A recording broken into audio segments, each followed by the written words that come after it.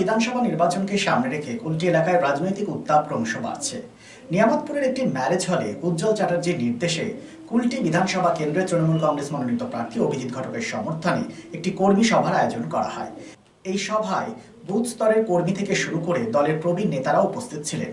বৈঠকের শেষে সাংবাদিকদের মুখোমুখি হয়ে অভিজিৎ ঘটক জানান, আগামী 2রা এপ্রিল মনোনয়নপত্র জমা দেবেন তিনি। সেখানে বিপুল সংখ্যক কর্মী সমর্থক উপস্থিত থাকবে বলে জানিয়েছেন তিনি, যার ফলে কর্মীদের মধ্যে উৎসাহ উদ্দীপনা লক্ষ্য করা যায়।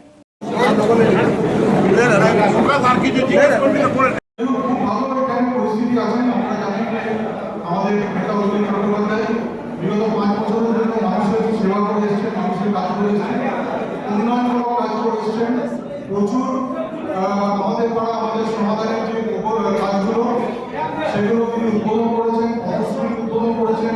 এডিপিএ থেকে উনি অনেক কাজ করেছেন কুটিতে। আমি তো অনেক জায়গায় যাচ্ছি, সেখানে বলছে যে হাই মাস্টার উজ্জ্বলতা লাগিয়ে দিচ্ছে, এই ঘাটটা উজ্জ্বলতা বাজিয়ে দিচ্ছে এডিপিএ থেকে। তো এই ধরনের উন্নয়নমূলক কাজ কিন্তু বিগত 5 বছরে তৃণমূল কংগ্রেসই করেছে।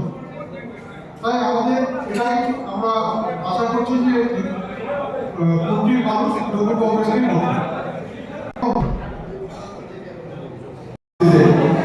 জেতাবার জন্য তিনি সাধারণ মানুষের কাছে আবেদন।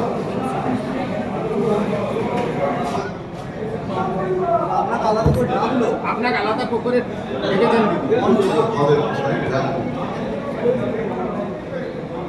আলাদা করে কি বলেছে এটা তো দলের বিষয়, আমি কেন এক সময় আপনি বলে চেয়েছিলেন কি আমার খেলা শেষ, কি বলতেন?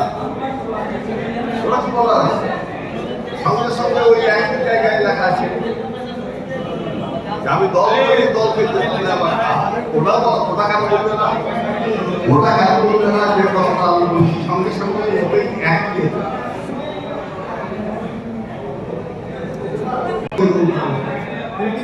কি আশা করছেন? নির্বাচন আমাদের আগামী 23 তারিখ আছে এবং সেই কারণে আজকে আমরা কর্মী সভা করেছি।